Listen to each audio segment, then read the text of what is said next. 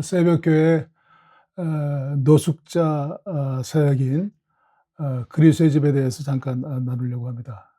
미국 최초로 시작된 이 노숙자 병원인 그리스도의 집은 워싱턴 DC 백악관에서 불과 2마일 북쪽에 있는 아담스 몰간 지역에 위치해 있습니다. 워싱턴 DC 지역에는 8,000명 정도 노숙자가 있고요. 외곽 지역까지 포함하면 10,000명 이상의 노숙자들이 있다고 합니다. 이 지역에 사는 노숙자들, 그 중에서 치료가 필요한 사람들이라고 하면 누구나 무료로 치료받을 수 있는 것이 바로 이 그리스도의 집입니다. 노숙자들이 이곳에 입원하여 각종 질병을 치료받을 뿐 아니라 사회적인 도움, 또 중독 치료, 재활 활동, 또 영적 치료 등 그들에게 필요한 전반적인 그런 도움을 실질적으로 제공하는 그런 장소입니다. 이 그리스도의 집은 1975년도에 의사인 제넬 박사가 미국 연합감리교 목사인 남편 알렌과 파키스탄에 그 의료 선교를 지원했는데, 선교를 준비하는 동안 부부가 워싱턴 DC 새벽교회를 방문했을 때 한 노숙인이 폐렴으로 얼어 죽는 그런 사건이 발생했습니다. 그것이 소명이 되어서 이 부부가 방향을 바꿔서 1976년도에 워싱턴 DC로 이사하게 되었고, 여러 단계의 준비 과정을 거쳐서 1979년도부터 노숙인 치유 사역인 그리스도의 집 사역을 시작하게 되었습니다. 알렌 목사와 의사인 그 자넬 박사 부부가 워싱턴 DC에 이주해서 도시의 가난한 사람들과 노숙자들을 진료하는 동안 자넬은 환자들이 그 치료소 환경에서 다루기에는 건강상 필요가 너무 복잡하다고 하는 것을 알게 되었습니다. 이 자넬은 이 환자들이 주요 질병과 수술에서 회복되는 동안에 거주하며 간병을 받을 수 있는 그런 안전한 장소가 필요하다고 하는 것을 깨닫게 되었습니다.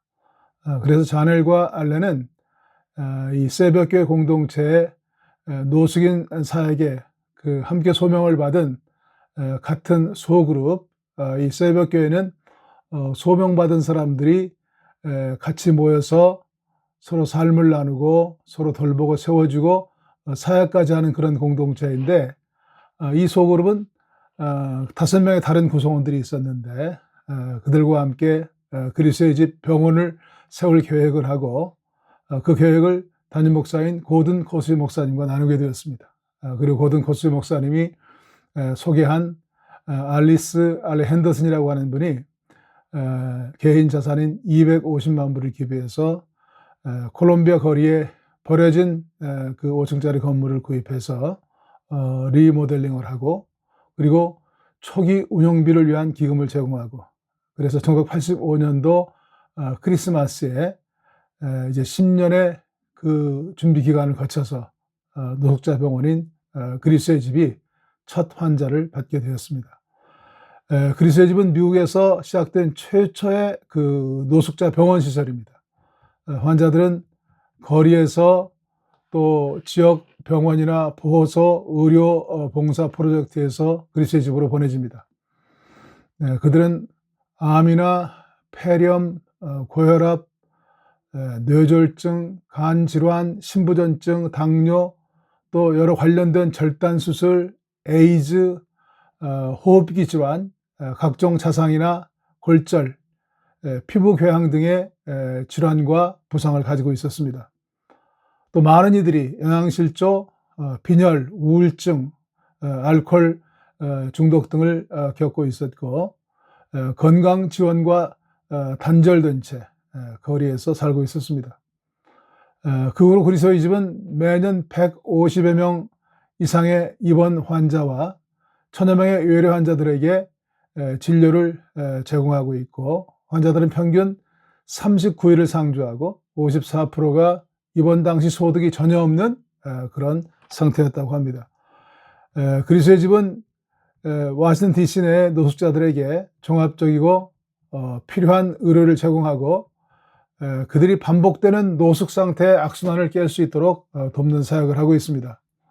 그동안 자넬 박사는 그리스도의 집의 의료 책임자로 일하면서 환자들을 돌보았고 남편 알렌 목사는 은퇴하기 전까지 예배와 목회적 돌봄 또 영적 돌봄을 담당하고 있고 지금은 젊은 세대 목사인 찰스 목사가 예배와 목회적 돌봄을 담당하고 있습니다. 병원에는 3명의 의사와 다수의 스태프들도 있는데 5층 그 숙소에서 가족과 함께 상주하고 있고 새벽교를 설립한 고든 코스비 목사님 부부도 이곳에서 말년을 보내시다 소천하셨습니다. 3층에는 상담도 하고 누구나 들어가 기도할 수 있는 채플이 있고 1층에는 맨 끝에 식당이 있는데 주일에는 주일 예배를 드리는 장소로 사용하고 있습니다. 그리스도의 집은 많은 지역교회와 또 기관, 개인 자원봉사자들이 참여해서 함께 사역을 돕고 있는데 같은 동네 살고 있던 그 알 고어 부통령의 부인인 티퍼 고어도 이곳에서 오랫동안 자원봉사자로 활동한 것이 잘 알려져 있습니다. 노숙자들은 그 목욕 시설이 잘 되어 있고 또 바로 옆에 갈아입을 수 있는 옷가지와 그 생활 필수품들이 준비되어 있는데 이것들을 사용하고 또 식당에서는 365일 노숙인 환자들과 퇴원 후에 재활을 하고 있는 그 카이로스의 집에 그 머물고 있는 여러 사람들과 함께 매끼 식사를 제공받고 있습니다. 또한 미국 사회의 심각한 병폐 중 하나가 그 알코올 중독과 마약 중독인데 중독자들을 위한 12단계 AA 모임이나 28일 집중 치유 프로그램도 진행하고 있고 그리스도의 집은 34개 병상에 갖춰져 있는 그 남성 노숙자들을 위한 시설이고 최대 40일간 입원할 수 있습니다. 이곳에서의 치료가 마친 노숙자들은 본인의 결정에 따라 다시 거리에 나가기도 하고 재활을 원하는 사람들은 길 건너편에 있는 카이로스의 집에서 단계별로 집중적으로 재활 훈련을 받습니다. 카이로스 집에서는 원하는 만큼 머물 수 있고 이곳에서 회복 프로그램, 신앙 훈련, 직업 훈련, 또 사회 적응 훈련 등을 통해서 새로운 삶을 개척할 수 있게 됩니다. 카이로스의 집에서 단계별로 훈련받은 이들 중에 90% 이상이 전인적으로 회복되어서 새로운 삶을 시작하게 됩니다. 재활 프로그램을 위한 장소인 이 카이로스의 집은 2동의 건물인데 각 건물마다 50여 명을 수용할 수 있고 최대한 많은 이들을 섬길 수 있도록 그렇게 사역하고 있다고 합니다. 재정적인 지원은 교회 헌금, 또 푸드뱅크 지원, 그 파운데이션이나 코퍼레이션, 재단이나 기업, 그리고 노숙자들 대상의 의료 지원을 포함한 정부 지원 등도 있다고 합니다. 전체 예산은 그리스도의 집과 카이로스의 집을 포함해서 연 1,100만 불 정도라고 합니다.